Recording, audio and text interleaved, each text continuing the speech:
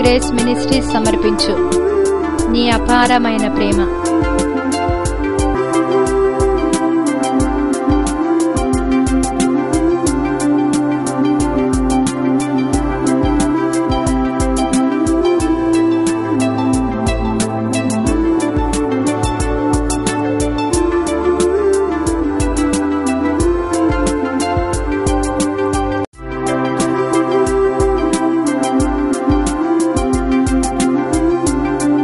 ప్రభు నామానికి స్తోత్రములు. మీ అందరికీ ప్రభు అయిన యేసుక్రీస్తు నామం పేరిట శుభాభివందనములు తెలియజేస్తున్నాను.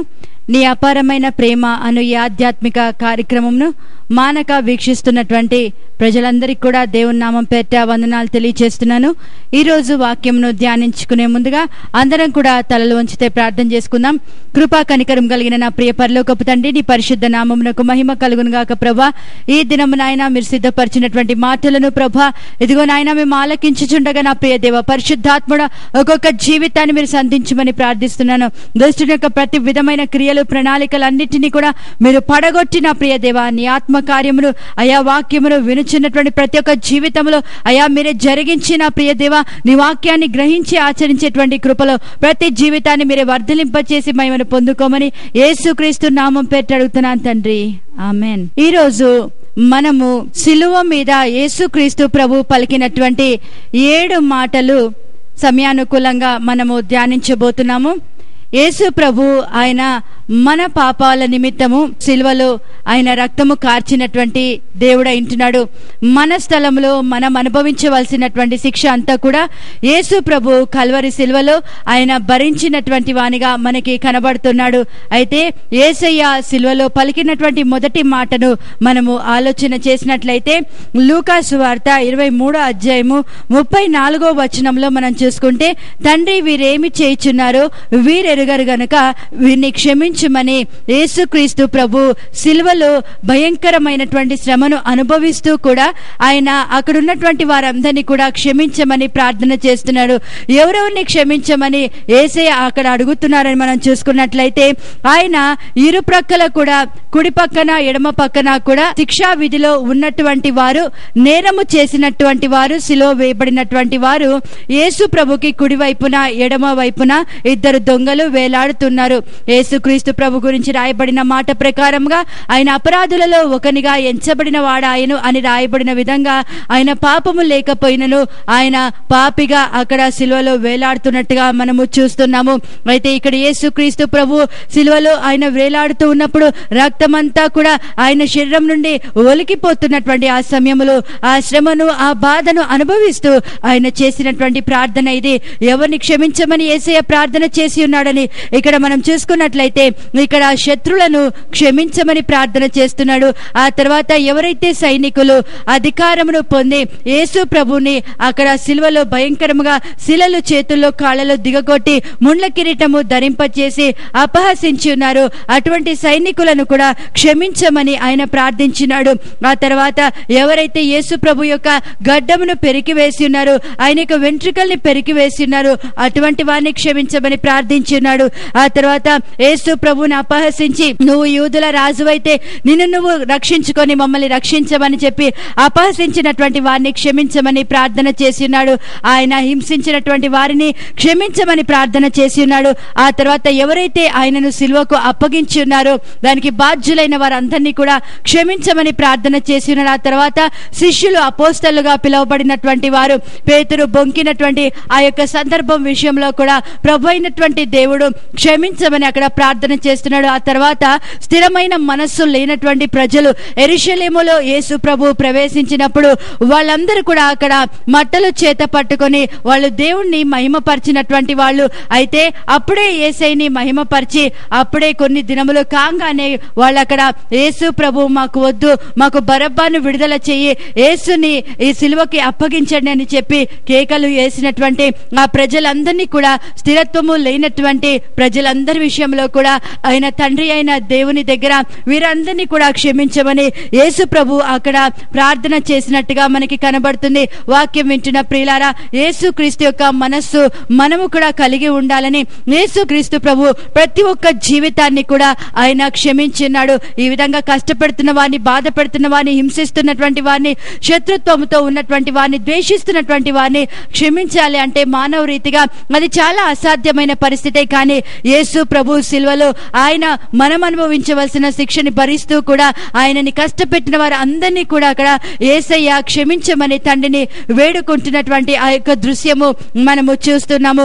ఆ తర్వాత మనం చూసుకున్నట్లయితే ఇక్కడ యేసుక్రీస్తు ప్రభు విషయంలో మనం ఆలోచన చేస్తే ఆయన కోపడతాడా అంటే ఆయన ప్రేమ కలిగినటువంటి తండ్రి అయి వారందరినీ కూడా క్షమించమని ఇక్కడ ప్రార్థన చేస్తున్నట్టుగా మనకి కనబడుతుంది.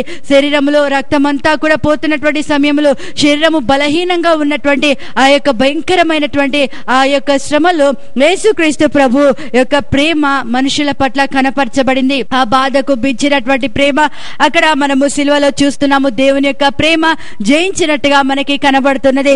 ఇక్కడ మనం చూసుకున్నట్లయితే మత్తయి సువార్త 18వ అధ్యాయము 21వ వచనంలో మనం చూసుకున్నట్లయితే ఇక్కడ పేతురు ఒకసారి యేసు ప్రభువుని అడుగుతాడు, నా ఎడల అపరాధము చేసినటువంటి సహోదరుని నేను ఎన్నిసార్లు క్షమించాలి అని అడిగితే 7 మార్ల మట్టుక అంటే యేసు ప్రభు అంటున్నాడు 70 మార్ల మట్టుకు క్షమించాలి అని. ఇక్కడ యేసయ్య క్షమాపణ యొక్క విలువని ఆయన తెలియపరుస్తున్నాడు. ఎందుకు యేసు ప్రభు క్షమించమని చెప్తున్నాడు అంటే యేసు ప్రభు మనకి ప్రార్థనలో నేర్పించి ఉన్నాడు. మా రుణస్తులను మేము క్షమించిన ప్రకారము మా రుణములను క్షమించమని ప్రార్థన నేర్పించినాడు. ఈ క్షమించుటలో మనకు కలిగే ఆశీర్వాదం ఏంటిది అంటే నువ్వు క్షమించినప్పుడు నువ్వు క్షమించబడతావు అని లేఖనంలో రాయబడింది. కాబట్టి నీ నా అపరాధములు, పాపములు క్షమించబడాలి అంటే ముందుగా మన ఎడల అపరాధము చేసిన వారిని, అంటే మనల్ని కష్టపెట్టిన వారిని, బాధ పెట్టిన వారిని, హింసించిన వారిని, శ్రమ పెట్టిన వారిని, వీరందరినీ కూడా మనం ఎప్పుడైతే యేసుక్రీస్తు ప్రభు యొక్క ఆ రక్తము క్రిందకి తీసుకొని వచ్చి మనము యేసయ్య ఎలా తండ్రిని వేడుకున్నారో వారిని క్షమించమని చెప్పి, అలాగా మనం ఎప్పుడైతే యేసయ్య హృదయము కలిగి మన అపరాధుల్ని క్షమించమని ఎప్పుడైతే ప్రార్థన చేస్తామో అప్పుడు మన అపరాధములు క్షమించబడతాయని పరలోక ప్రార్థనలో ప్రభు మనకి నేర్పించినటువంటి విషయాన్ని మనం ఈ సమయంలో జ్ఞాపకము చేసుకోవాలి. యేసు ప్రభు సిలువ వేయబడే ముందుగా ఆయన చెప్పినటువంటి సందర్భం ఇది. ఆ తర్వాత లాస్ట్ సప్పర్ అనేటువంటి ఆ యొక్క సమయంలో ఇక్కడ ప్రభు అయినటువంటి దేవుడు మరొకసారి చెప్తున్నాడు ఏంటంటే ఇది మీ అందరి కొరకు కూడా కార్చబడినటువంటి నా యొక్క నిబంధన రక్తము, అంటే పాప క్షమాపణ నిమిత్తమై ప్రజలందరికీ కొరకు కూడా కార్చబడినటువంటి నిబంధన రక్తం అని ఇక్కడ యేసు ప్రభు చెప్తున్నట్టుగా మనకు కనబడుతుంది. యేసు అనగా రక్షకుడు అనే అర్థము. కాబట్టి యేసు క్రీస్తు ప్రభు ఆయన పరలోకాన్ని విడిచి భూమికి రావటానికి ఏకైక కారణము ఆయన ప్రజలందరి పాపములను ఆయన క్షమించటానికి, ఆ పాపమునకు ప్రాయశ్చిత్తము చేయడానికి యేసుక్రీస్తు ప్రభు ఈ లోకానికి వచ్చినట్టుగా మనకి కనబడుతుంది. కనుక రక్షకుడైనటువంటి యేసయ్య మనల్ని విడిపించడానికి దిగి వచ్చినటువంటి యేసయ్య మనకి నేర్పించినటువంటి యొక్క క్షమాపణ ప్రార్థన మనము కూడా ప్రతి దినము చేయబద్దులమై ఉంటున్నామని మనము గమనించుకోవాలి. కారణం ఏంటంటే యేసయ్య కార్చినటువంటి ఆ యొక్క రక్తము దేని కొరకు అంటే అది పాప క్షమాపణ నిమిత్తము చిందించబడినటువంటి దేవుని యొక్క నిబంధన రక్తము గనక ఆ రక్తంలో కడగబడినటువంటి నువ్వు నేను కూడా ఇతరులను ద్వేషించకుండా వారిని ఇట్టి మనసు కలిగి క్షమించాలి అని ప్రభు అయినటువంటి దేవుడు మన యొక్క జీవితంలో ఆయన ఆశపడుతున్నటువంటి దేవుడు. ఆయన ఎవరిని క్షమించాడని మనం చూసుకుంటే పక్షవాయువు గలవానిని ఆయన క్షమించాడు. పాపములను క్షమించటానికి మనుష్య కుమారుడికి అధికారం ఇవ్వబడింది గనక ఆయన పక్షవాయువు గలవానితో నీ పాపములు క్షమించబడి ఉన్నవి, ధైర్యముగా ఉండుము అని చెప్పి ఆయన పలికినప్పుడు ఆ యొక్క వ్యక్తి తన పరిపెత్తుకొని వెళ్ళినట్టుగా స్వస్థ చిత్తుడైనట్టుగా మనకి కనబడుతుంది. వ్యభిచారంలో పట్టబడినటువంటి స్త్రీని కూడా అమ్మా నీ పాపములు క్షమించబడి ఉన్నవి, ఇకను పాపము చేయకుమని చెప్పి యేసుక్రీస్తు ప్రభు పాపములు పట్టబడినటువంటి ఆ స్త్రీ యొక్క జీవితంలో ఆయన ఒక ఆశని కల్పించినాడు క్షమించుట ద్వారా. ఇక్కడ మనం చూసుకున్నట్లయితే వాక్యం వింటున్న ప్రియులారా, ప్రభు అయినటువంటి దేవుడు అన్ని వర్గాల వారిని, అన్ని జాతుల వారిని ఏ స్థితిగతుల్లో వారు దిగజారిపోయినా కూడా క్షమించటానికి యేసుక్రీస్తు ప్రభు సిద్ధముగా ఉన్నాడు. కనుక మనము చేయవలసిన పని ఏంటంటే యేసుక్రీస్తు ప్రభు యొక్క పాదముల దగ్గరికి మనము వచ్చి మన యొక్క పాపాల నిమిత్తము ఏ మాత్రము కప్పుకోకుండా యథార్థంగా మనము యేసుక్రీస్తు దగ్గర ఒప్పుకున్నప్పుడు వాక్యం అంటుంది యేసు ప్రభు నమ్మదగిన వాడు, నీతిమంతుడు గనక ఎవరైతే వారి పాపములను ఒప్పుకుంటారో యేసుక్రీస్తు యొక్క రక్తము వారిని సమస్త విధములైనటువంటి పాపముల నుండి, దుర్నీతి నుంచి నుంచి కూడా వాళ్ళని విడిపించి పవిత్రులుగా చేస్తుందని లేఖనంలో రాయబడిన విధముగా ఆయన దగ్గరికి నువ్వు వచ్చినప్పుడు దయాళుడైన దేవుడు, క్షమించుటకు సిద్ధ మనస్సు కలిగినటువంటి దేవుడు ఖచ్చితంగా ఆయన క్షమిస్తాడు అని మనము నమ్మాలి. దేవుని యొక్క ప్రేమ క్షమాపణతో నిండినదై ఉన్నది అని చెప్పి మనము గ్రహించాలని దేవుని పేరిట మనవి చేస్తున్నాను. ఇక్కడ మనం లేఖనంలో చూసినట్లయితే యేసుక్రీస్తు ప్రభు శిలువ మరణం పొందక మునిపే క్షమాపణ గురించి, శిలువ మరణము పొందిన తర్వాత కూడా, ఆయన లేపబడిన తర్వాత కూడా ప్రభు క్షమాపణ విషయమై ప్రస్తావించి ఉన్నాడు. ఆయన వారున్నటువంటి శిష్యులు ఉన్నటువంటి గదికి వెళ్ళి ఆయన చెప్తున్నాడు, వాళ్ళందరి మీద కూడా ఊది మీరు పరిశుద్ధాత్మను పొందుడి అన్న తర్వాత ఆయన చెప్పిన మొదటి పాట ఏంటంటే, మీరు ఎవరి పాపములు క్షమిస్తారో వారి పాపాలు క్షమించబడతాయి, మీరు ఎవరి పాపాలు ఉండనిస్తారో వారి పాపాలు వారి మీద నిలిచి ఉంటాయని ప్రభు అయిన దేవుడు ఇక్కడ ఆయన లేపబడిన తర్వాత కూడా క్షమాపణ అనేటువంటి అంశమును దేవుడు ప్రస్తావించినట్టుగా మనకి కనబడుతుంది. కనుక వాక్యం వింటున్న ప్రియులారా, దేవుని యొక్క దృష్టిలో క్షమాపణ అనేది ఎంత విలువైనదో, మనము క్షమించడము ఆ తర్వాత క్షమించబడటము అనేది ఎంత ముఖ్యమైనటువంటి అంశము మనము ఈ లేఖనము ద్వారా గ్రహిస్తున్నాము. కనుక యేసు ప్రభు శిలువలో పలికినటువంటి మొదటి అమూల్యమైన మాట, తండ్రి వీరేమి చేయుచున్నారో వీరెరుగరు గనుక వీరిని క్షమించమని ఆయన ప్రార్థన చేసినాడు. కనుక ఈ రోజు శిలువ శ్రమల్ని ధ్యానిస్తున్నటువంటి నీవు నేను కూడా ప్రతిరోజు కూడా మనము మన యొక్క రుణస్తులను క్షమించాలి అనేటువంటి ఈ యొక్క నియమాన్ని ఖచ్చితంగా పాటించాలి. నువ్వు నీ రుణస్తులను క్షమించని ఎడల ప్రభు అయిన దేవుడు అంటాడు, క్షమించినటువంటి వానిని చెడ్డ దాసుడు అంటాడు. ఎందుకంటే నువ్వు నేను దేవుని ద్వారా క్షమాపణ పొందుకొని ఆ యొక్క క్షమాపణ ఇతరులకు మనం అందించకపోతే, ఇతరులను మనము క్షమించకపోతే ఆ వృత్తాంతంలో మనం చూస్తున్నాము. ప్రభు అంటున్నాడు, చెడ్డ దాసుడా నేను ఎలాగ నిన్ను క్షమించి ఉన్నాను, నీవు కూడా నీ దాసుడిని అదే విధంగా క్షమించాలి కదా అని చెప్పి ప్రభు అంటున్నాడు. ఇతన్ని చీకటిలో వేసేయండి, పండ్లు కొరికే స్థలంలో వేసేయండి అని ప్రభు చెప్తున్నాడు. కాబట్టి వాక్యం వింటున్నటువంటి ప్రియులారా, ఈ రోజు చాలా మంది క్రైస్తవులుగా పిలువబడుతున్న వారే పైకి పెదవులతో క్షమిస్తున్నాం అంటున్నారు, కానీ హృదయం అంతా ద్వేషముతో నిండి ఉంటుంది. సిలువ శ్రమల్ని ధ్యానిస్తున్నటువంటి నీవు, సిలువలో యేసే కార్చిన రక్తము గురించి ధ్యానిస్తూ ఏడుస్తున్నటువంటి నీవు గమనించాలి. నువ్వు ఈ రోజు ఆ యొక్క ద్వేష హృదయాన్ని తొలగించుకొని యేసు ప్రభు ఎలాగైతే నిన్ను నన్ను క్షమించాడో అలాగే మన రుణస్తులను కూడా క్షమించుటలో మనము క్షమించబడతామని, ఈ ఆశీర్వాదాన్ని మనము పొందగలుగుతామని ప్రభు ఆయన కృప చేత మనకిచ్చిన ఈ యొక్క అధికారం, యొక్క ధన్యత. ఎవరి పాపాలు మనము క్షమిస్తామో వారి పాపాలు క్షమించబడతాయి, ఎవరి పాపాలు మనము ఉండనిస్తామో వారి పాపాలు ఉంటాయి అన్నాడు దేవుడు. అలాగే వారి పాపాలను క్షమించకుండా వారి మీదనే నిలిచి ఉండేటట్టుగా ప్రవర్తించినట్లయితే వారు పరలోక రాజ్యానికి వెళ్లకుండా నువ్వే ఒక అడ్డుబండగా మార్చబడతావని నువ్వు గమనించాలి. గనుక యేసు ప్రభు శిలువలో పలికినటువంటి యొక్క ప్రార్థన మనము కూడా చేయబద్దులమై ఉంటున్నాము.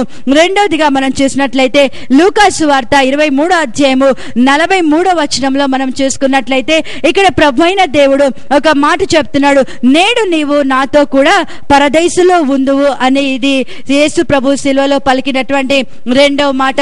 ఎవరితో ప్రభు ఈ మాట పలుకుతున్నాడని మనం చూసుకున్నట్లయితే యేసు క్రీస్తు ప్రభుకి ఇరువైపులా కూడా నేరము చేసినటువంటి, ఆ తర్వాత వాళ్ళు చేసిన నేరాన్ని బట్టి శిక్షించబడుతున్నటువంటి దొంగలు అక్కడ సిలువకి అప్పగించబడ్డారు. ఆనాడు రోమా ప్రభుత్వములో ఎవరైనా తప్పు చేసినప్పుడు, నేరము చేసినప్పుడు వాళ్ళని ఈ విధంగా సిలువ వేసేవాళ్ళు. అయితే అదే శిక్షా విధిలో ఉన్నారు ఈ ఇద్దరు దొంగలు కూడా. అయితే వీరు పాపము చేసి, నేరము చేసి శిక్ష అనుభవిస్తూ ఉంటే యేసు క్రీస్తు ప్రభు ఏ పాపము చేయలేదు ఆయన, కానీ ఆయనకు అన్యాయపు తీర్పు పొందినవాడు ఆయనని యెషయా 53వ అధ్యాయంలో మనం చూస్తున్నాము. నిజమే, యేసు క్రీస్తు ప్రభుకి అక్కడ అన్యాయపు తీర్పు జరిగింది. అంటే ఆయన ఎటువంటి పాపము చేయలేదు. వాక్యం అంటుంది ఆయన నిష్కల్మషుడైన దేవుడు, పాపులలో చేరక ప్రత్యేకించబడినటువంటి వాడు, ఆయన శోధించబడి కూడా పాపము లేనివానిగా ఉన్నాడు అని లేఖనంలో రాయబడింది. అయితే ఎందుకు యేసుక్రీస్తు ప్రభు ఒక పాపము చేసిన వానిగా ఈ అపరాధుల మధ్యలో వేలాడుతున్నాడు అని మనం చూసుకున్నట్లయితే ఇది ప్రవక్తల లేఖనంలో నెరవేర్చబడినట్లుగా ఈ విధంగా జరిగింది.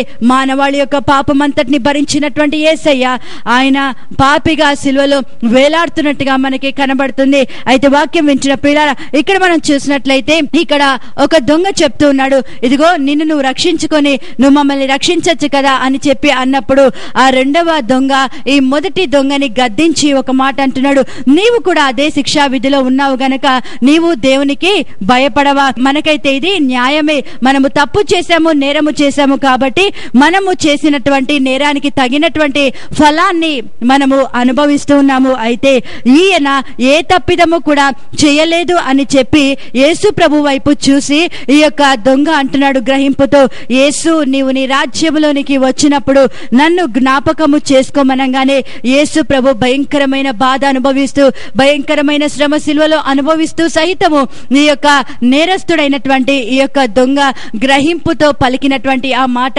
పశ్చాత్తాప హృదయముతో, ఇదిగో నీవు నీ రాజ్యంలోనికి వచ్చినప్పుడు నన్ను జ్ఞాపకం చేసుకోమంటే వెంటనే యేసుక్రీస్తు ప్రభు అతన్ని ఆదరించి అతన్ని బలపరిచే మాట చెప్తున్నాడు. నేడు నీవు నాతో కూడా పరదైసులో ఉండు. వాక్యం వింటున్న ప్రియులారా, ఎంత గొప్ప ధన్యత! ఈ యొక్క నేరస్తుడు ఎంత మంచి మనవిని విన్నపాన్ని యేసుక్రీస్తు ప్రభు దగ్గర చేసినాడు. మనం ఆలోచన చేస్తే తోమా యేసు ప్రభుతో పాటు ఉండి కూడా యేసు ప్రభు గాయాల్లో వేలు పెడితే తప్ప నేను యేసయ్య లేచాడు అని నేను నమ్మను అని చెప్పి అంటే, ఇక్కడ చూడండి ఈ యొక్క నేరస్తుడు ఒక మంచి గ్రహింపుతో యేసుక్రీస్తు మీద ఉన్న విశ్వాసముతో యేసు ప్రభు దేవుని కుమారుడు అని గ్రహించినటువంటి ఈ యొక్క నేరస్తుడు అంటున్నాడు, నీవు నన్ను జ్ఞాపకం చేసుకోమంటే యేసయ్య అంటున్నాడు, ఎప్పుడో నువ్వు నాతో పాటు ఉంటావని చెప్పలేదు, కానీ నేడు నీవు నాతో కూడా పరదేశంలో ఉండు అని ప్రభు అయిన దేవుడు ఇక్కడ ఆ యొక్క నేరస్తుడికి మాట ఇస్తున్నట్టుగా మనము చూస్తున్నాము. వాక్యం వింటున్న ప్రియులారా, చూడండి, మనము బాధలో ఉన్నప్పుడు చాలా సార్లు కూడా ఇతరులు బాధలు మనం పంచుకోలేము. ఎవరైనా కష్టములో, నష్టములో, దుఃఖములో వాళ్ళు మన దగ్గరికి వచ్చినప్పుడు మనము బాధలో, శ్రమలో ఉన్నట్లయితే చాలా సార్లు మనము నేనే బాధలో ఉన్నాను, నిన్ను నేనేం ఆదరించగలుగుతానని చాలా సార్లు కూడా విసుక్కుంటాము, సణుక్కుంటాము. వీళ్ళు వెళ్ళిపోతే బాగుండు, నన్ను ఒంటరిగా విడిచిపెడితే బాగుండు అని మానవ రీతిగా మనకు అనేకమైన తలంపులు వస్తాయి. కానీ ఇక్కడ మనం చూసుకున్నట్లయితే యేసు ప్రభు బాధ అనుభవిస్తూ, యేసయ్య శ్రమ అనుభవిస్తూ కూడా ఇక్కడ ఈ యొక్క నేరస్తుడి యొక్క హృదయాన్ని ఆయన గ్రహించినాడు. ఈ యొక్క నేరస్తుడు పశ్చాత్తాపంతో కూడినటువంటి ఆ విన్నపాన్ని యేసయ్య గ్రహించినాడు గనుకనే వెంటనే రక్షణ నిశ్చయత ఆ యొక్క నేరస్తుడికి ప్రభు అనుగ్రహిస్తున్నట్టుగా మనకి కనబడుతుంది. వాక్యం వింటున్న ప్రియులారా, ఈ రోజు ఆ నేరస్తుడిని క్షమించి ఆయన వాగ్దానము చేస్తే, ఈ రోజు నువ్వు ఏ తప్పిదంలో ఉన్నా, ఈ రోజు నువ్వు ఏ పాపంలో ఉన్నా కూడా యేసయ్య పాదాల దగ్గరికి వచ్చి, ప్రభువా నేను పాపిని, నన్ను జ్ఞాపకం చేసుకో, నన్ను కనికరించమని నువ్వు ప్రార్థన చేయగలిగితే ఆనాడు నేరస్తుడిని నేడు నీవు నాతో కూడా పరదేశంలో ఉందువు అని మాట ఇచ్చినటువంటి దేవుడే ఈ రోజు కూడా ప్రభు అంటున్నాడు, నేడు అనే సమయం ఉండగానే నువ్వు దేవుని దగ్గరికి రాగలిగితే, వెలుగు ఉండగానే నువ్వు దేవుని దగ్గరికి రాగలిగితే, సమయము దేవుడు నీకు ఇస్తూ ఉండగానే నువ్వు గ్రహించి యేసు ప్రభు దగ్గరికి రాగలిగితే, దేవుడు నీ యొక్క జీవితంలో ఆయన గొప్ప కార్యము చేసే దేవుడు అయింటున్నాడు. ప్రభు అయినటువంటి దేవుని వాగ్దానము ఆయన నెరవేర్చడానికి సమర్థుడు గనుక ఈ రోజు నీవు కూడా ఈ దొంగ ఏ విధంగా ప్రార్థన చేసి ఉన్నాడు, అటువంటి పశ్చాత్తాపంతో, అటువంటి గ్రహింపుతో నువ్వు యేసయ్య పాదాల దగ్గరికి రాగలిగితే నీకు కూడా ప్రభు అయిన దేవుడు నిశ్చయంగా పరలోక రాజ్యాన్ని ఆయన అనుగ్రహిస్తాడు. వాక్యం వింటున్న ప్రియులారా, దేవుని యొక్క రాజ్యము ఎవరికి తెరవబడి ఉంది అని మనం చూసుకుంటే, పశ్చాత్తాపడినటువంటి పాపికి పరలోక రాజ్యము తెరవబడి ఉన్నది. ఈ రోజు ఆ తెరవబడినటువంటి ద్వారములోకి నువ్వు ప్రవేశించడానికి ఇష్టపడుతూ ఉన్నావా? ఈ రోజు ప్రభు ఆ ద్వారాన్ని తెరిచి ఉంచున్నాడు. గొర్రెలకు పోవు ద్వారము యేసుక్రీస్తు ప్రభువే. ఆయన మనందరి కొరకు ప్రాణం పెట్టిన మంచి కాపరి ఉంటున్నాడు. నిన్ను నన్ను పరలోక రాజ్యానికి తీసుకెళ్లడానికి ఆయన ఇంత బలియాగం అనుభవిస్తున్నాడు అని చెప్పి నువ్వు గ్రహించాలని దేవుని పేరట మనవి చేస్తున్నాను. మనం చూసుకున్నట్లయితే యోసేపు కూడా తను బాధలో ఉన్నప్పటికీ, చెరసాలలో బంధించబడినప్పటికీ ఏ తప్పు చేయలేదు, కానీ చెరసాలలో బాధ అనుభవిస్తున్నటువంటి ఆ యొక్క సమయంలో అక్కడ ఉన్నటువంటి ఇద్దరు పానదాయకుడు, భక్ష్యకారుడు, వీళ్ళిద్దరికీ కూడా కలలు వచ్చినాయి.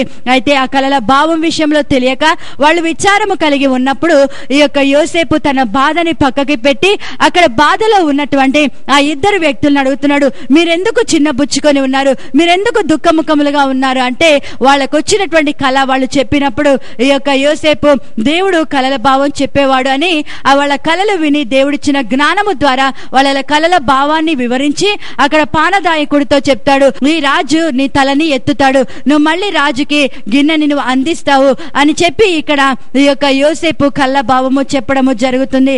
యోసేపు చెప్పిన కళల భావము అనుసరించి ఆ విధంగానే వాళ్ళ జీవితంలో జరగడము మనము చూస్తున్నాము.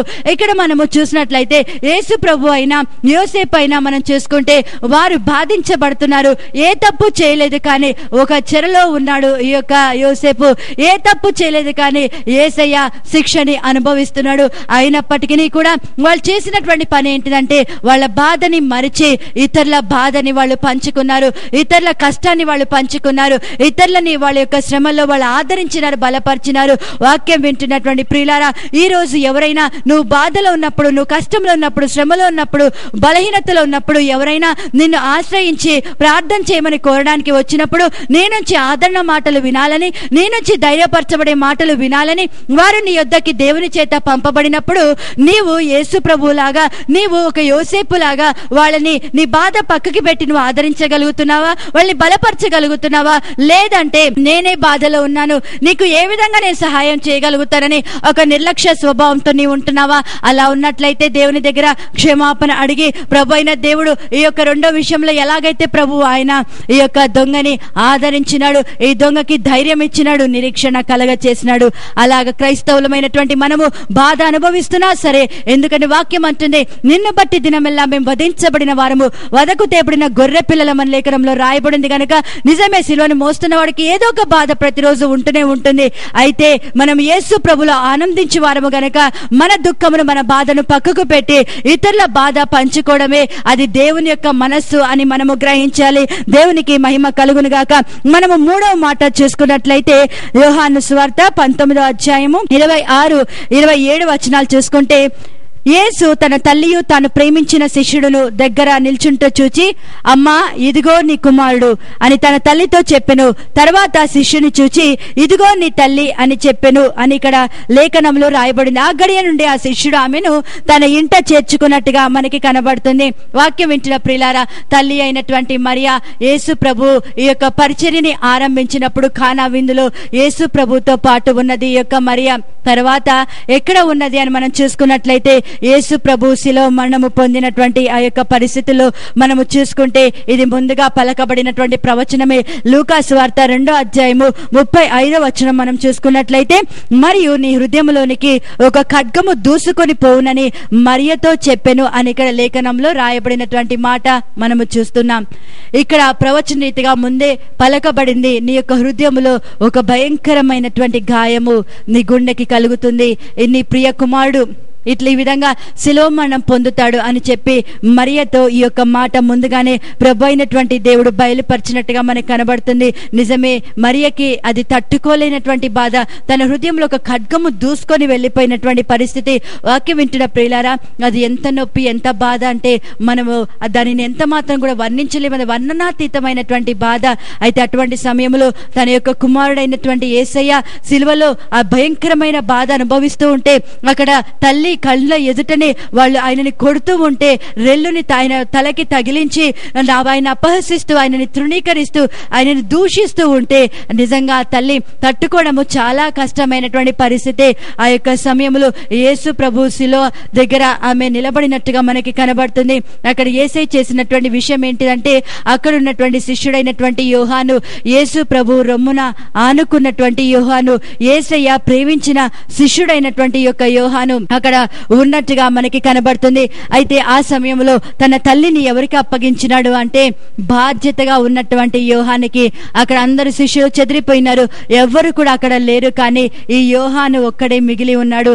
అప్పుడు ఇక్కడ యేసయ్య చెప్తున్నాడు, అమ్మా ఇదిగో నీ కుమారుడు అని చెప్పి అక్కడ తల్లి ఒంటరితనములో యేసు ప్రభు అక్కడ ఒంటరిగా ఆ యొక్క బాధని అనుభవిస్తూ ఉన్నాడు. కానీ ఆయన ఒంటరితనములో ఇక్కడ తన తల్లికి కలిగి ఆ ఒంటరితనము, తన కుమారుడు శిలువ వేయబడిన తర్వాత తన కుమారుడు మరణిస్తాడు, ఆ తర్వాత తల్లి అక్కడ ఒంటరిగా ఉంటుంది గనక అప్పుడు యేసయ్య ఆ యొక్క బాధ్యతని మనకి నేర్పిస్తున్నాడు.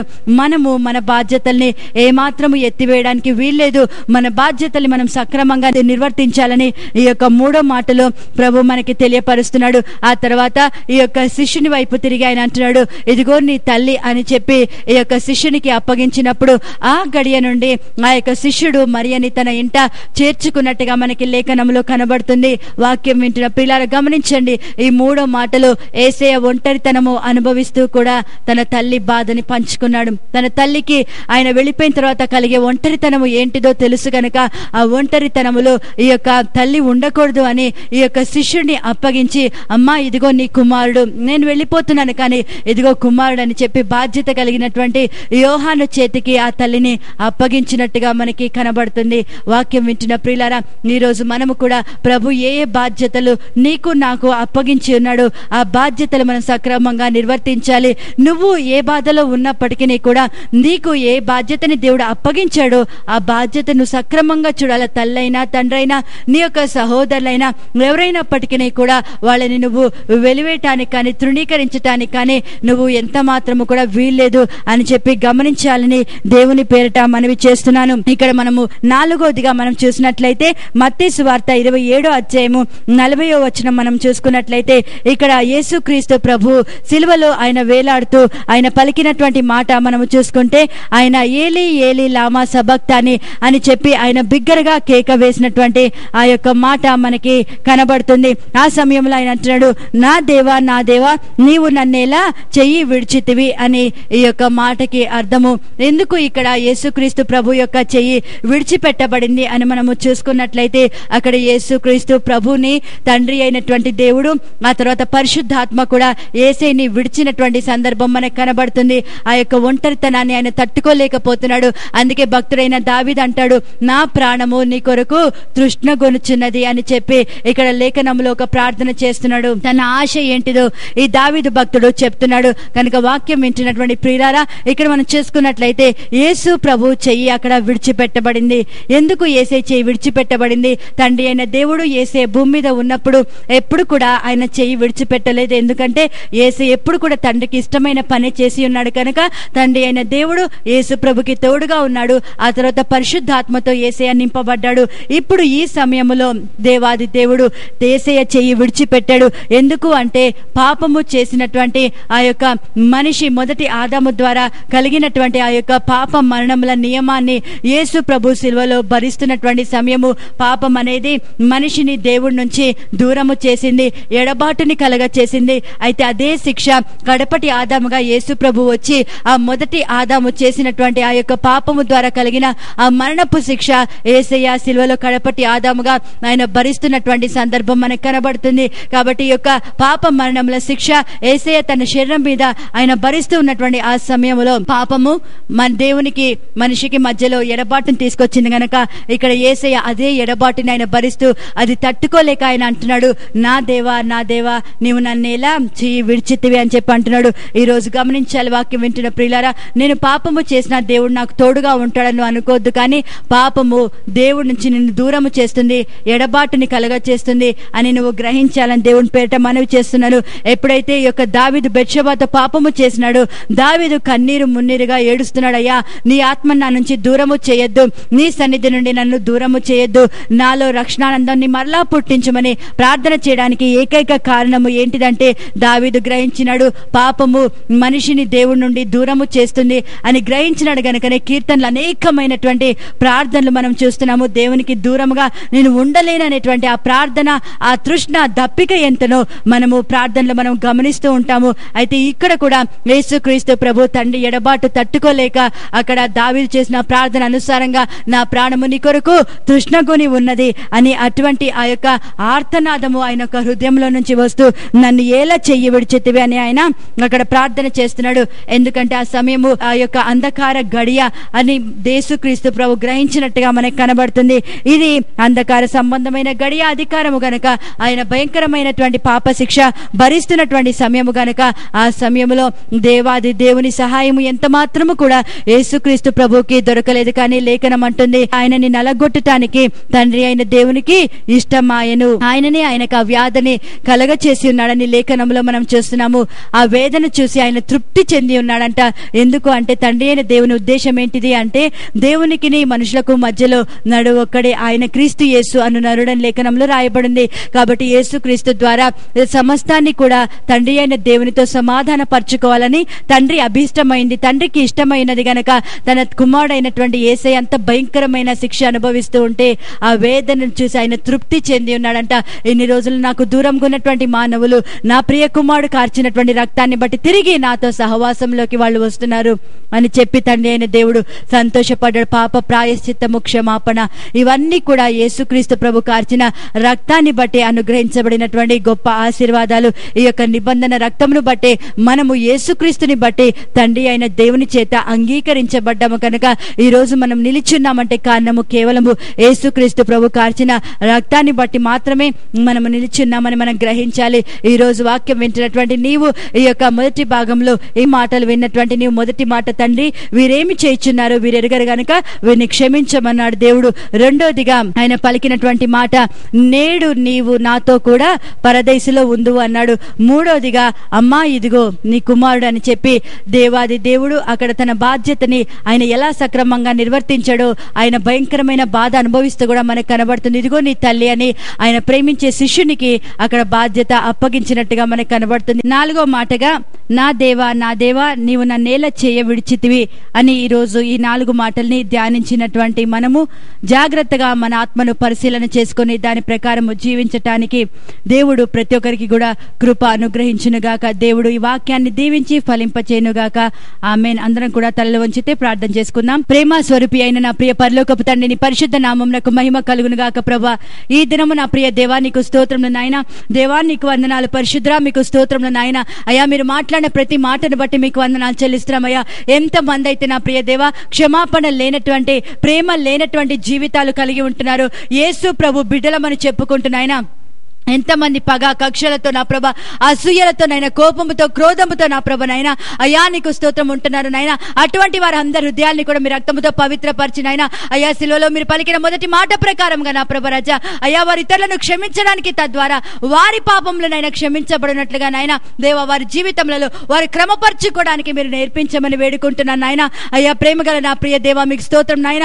రెండో మాటగా నా ప్రియ దేవా మీరు బాధ అనుభవిస్తూ కూడా నా ప్రియ తండ్రి నాయన అక్కడ నా రాజా పడినటువంటి నాయన ఆ నేరస్తుని యొక్క హృదయాన్ని గ్రహించి నా ప్రియ దేవ అయ్యా నేడు నీవు నాతో కూడా పరదేశంలో ఉందని ప్రభా ధైర్యమును నిరీక్షణను కలగ చేసినటువంటి గొప్ప దేవ మీకు స్తోత్రములు నాయన. ఈ రోజు నా ప్రియ దేవ పాపాల విషయంలో నాయన గ్రహింపుతో పశ్చాత్తాపపడిన ప్రభా నీ వద్దకు వచ్చిన వారికి నా ప్రభా రక్షణ ఇవ్వటానికి నాయన, ప్రేమగల మా ప్రియ తని నిత్య జీవం ఇవ్వటానికి నా ప్రభా నువ్వు సిద్ధముగా ఉన్నావని ప్రభా ఈ రెండో మాట ద్వారా మీరు తెలియపరిచారు నాయన. మీకు వందనాలు చెల్లిస్తున్నాం ప్రభా. దేవా మీ యొక్క ఒంటరితనంలో సహితము నా ప్రియ దేవ మీ యొక్క బాధలో సహితము నాయన ఇతరుల బాధను ప్రభా మీరు పంచుకున్నారు. యేసయ్య యోసేపు కూడా ఏ విధంగా నాయన తన బాధని పక్కకు పెట్టి ఇతరుల బాధను పంచుకున్నాడు తండ్రి. అటువంటి మనస్సునైనా ఇతరుల కార్యములను చూసే మనస్సు ప్రభా వాక్యం విన ప్రతి బిడ్డకు మీరు దయచేయండి. స్వార్థము లేనటువంటి యొక్క జీవితమునైనా ప్రతి బిడ్డకు మీరు కలగ చేయాలని ప్రార్థిస్తున్నాను నాయన. ప్రేమగల నా ప్రియతండి మూడో మాటగా నా ప్రభా ఇదిగో నాయన నీకు స్తోత్రములు నాయన. ఇదిగో నీ కుమారుని తల్లికి అప్పగించావయ్యా. ఇదిగో నీ తల్లి అని ప్రభా యోహానికి నువ్వు అప్పగించిన దేవుడవు అయ్యా. ప్రభా మా బాధ్యతలు ఏ విషయంలో కూడా నాయన అయ్యా నా తన్ని విసర్జించకుండా నా ప్రభా నువ్వు ఏ బాధ్యతలను మాకు అప్పగించినావో ఆ బాధ్యతలు మీ వలె నమ్మకంగా చేయటానికి నాయన ఒక్కొక్క జీవితాన్ని మీరు బలపరచమని వేడుకుంటున్నాను ప్రభా మీకు స్తోత్రములు నాయన. మీ బాధల్లో సహితము శ్రమలో సహితము రాజా ఆ ఒంటరి స్థానంలో సహితము నాయన తల్లి యొక్క ఒంటరితనాన్ని అక్కడ శిష్యుని యొక్క ఒంటరితనాన్ని గ్రహించినైనా వారి ఒంటరితనాన్ని ప్రభా తొలగించిన ప్రభా వారికి నాయన ఇద్దరికి కూడా అండని కలగ చేసిన దేవా మీకు స్తోత్రం. ఎంతమంది రోజు ఆ యొక్క ఒంటరితనాన్ని అనుభవిస్తున్నారో ప్రభా యేసు నామములో ఇప్పుడే నా ప్రియ దేవా పరిశుద్ధాత్మ కార్యం వారి జీవితాల్లో మీరు జరిగించాలని ప్రార్థిస్తున్నాను నాయన. నాలుగోదిగా నా ప్రియ తండ్రి అయ్యా పాపము నా ప్రియ తండ్రి అయా నాయన దేవుడి నుంచి మనిషిని దూరము చేస్తున్నాను సెలవిచ్చిన దేవుడు ప్రభా అయా సహాయము దయచేయండి నాయన. ఈ సమయంలో నా ప్రియ దేవ ఎంతమంది అయితే నా ప్రభా అయా నీకు స్తోత్రం దేవుడు మమ్మల్ని విడిచిపెట్టాడని ప్రభా నీకు స్తోత్రములు తండ్రి. ఎంతమంది దేవునికి దూరంగా నైనా జీవించేటువంటి ఒక ఎడబాసిన పరిస్థితిలో ఉంటున్నారు. ఇప్పుడే నా దేవ నీవు కార్చిన రక్తాన్ని బట్టి అయ్యా వారు తిరిగి నా ప్రియ తండ్రితో సమాధాన పడటానికి నాయన బలపరచమని వేడుకుంటున్నాం ప్రభా. ఈ ఎడబాటును మీరు తొలగించి వేయండి నాయన మీకు స్తోత్రములు ప్రభా. నీ రక్తము ద్వారా నా ప్రియ తండ్రి తిరిగి వాళ్ళు నీ సహవాసంలోనికి సమాధానంలోకి రావడానికి ప్రతి బిడ్డకు మీరు గ్రహింపు దయచేయండి నాయన. అయ్యా మరెన్నడూ పాపము చేయకుండా మరి ఎన్నడూ నీ నుంచి దూరము వెళ్లకుండా ప్రభా ఒక్కొక్క జీవితాన్ని నాయన నీ అన్యోన్య సహవాసంలో కట్టి నాటి ఫలింపచేయండి. అనారోగ్యంతో వారిని స్వస్థపరచండి అయ్యా. గృహాలు విడిచినైనా కుటుంబీకులను ఎడబాసిన వారు ప్రభా తిరిగి నాయన కుటుంబంలోనికి చేర్చబడే భాగ్యము దయచేయండి నాయన. ఎంతమంది కుటుంబీకులను పోగొట్టుకొని నా ప్రభా రాజా ఎడబాటు బాధతో అనుభవైన ప్రభా ఉంటున్నారు వారిని మీరు ముట్టండి నాయన. ఆదరణకర్త అయిన దేవ వారి గాయములను మీరు మాన్పండి నాయన. మీరు స్వస్థపరచండి ఆదరించండి నాయన. ప్రేమగల తండ్రి ఎగ్జామ్స్ రాస్తున్న వారికి మంచి జ్ఞానము దయచేసి గొప్పనైన ప్రభా జయములను మీరు అనుగ్రహించమని ప్రార్థిస్తున్నాను ప్రభా. ప్రేమగల నా ప్రియ దేవ ఒక్కొక్క జీవితాన్ని నాయన పరిశుద్ధాత్మాభిషేకముతో నింపి బలపరిచి మీ సహాయమును ప్రతి బిడ్డకు మీరు అనుగ్రహించి మహిమను పొందుకోండి నాయన. కుటుంబీకులందరినీ కూడా మీ కృపకి కాపుదలకి అప్పగించుకుంటూ యేసు నామం పేరిట అడుగుతున్నాను తండ్రి. ఆమెన్. దేవుడు మిమ్మల్ని సమృద్ధిగా దీవించునుగాక. ఆమెన్.